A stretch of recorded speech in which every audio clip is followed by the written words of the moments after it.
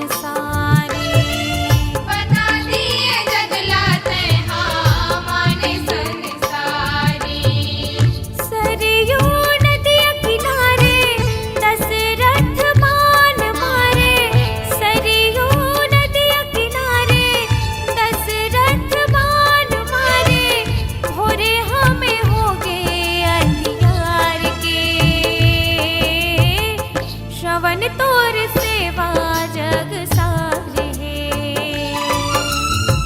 श्रवण तोर सेवा जग सार है। श्रवण तोर सेवा जग सार है। तै मोर सरवन बेटा रे, तै मोर सरवन बेटा, तै मोर सरवन बेटा रे, तै मोर सरवन बेटा।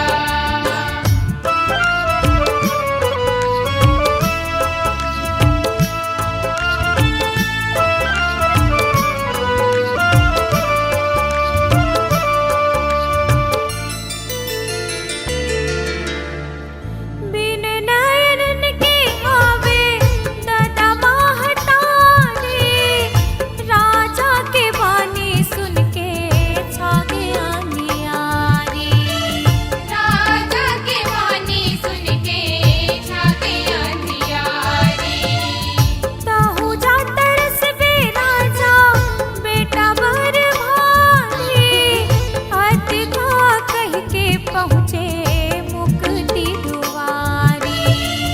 अत का कह के पहुँचे मुक्ति दुआरी। बाली का मंडल गाए लोकेश्वरी कथा सुनाए।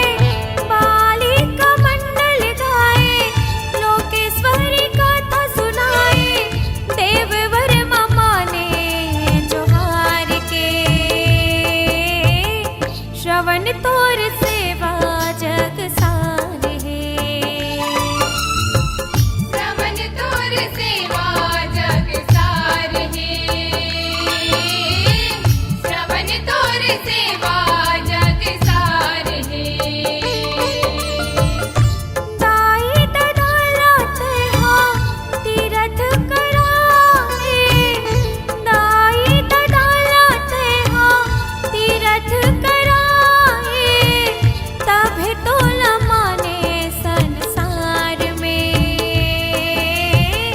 श्रवण तोर सेवा जग सार है। श्रवण तोर सेवा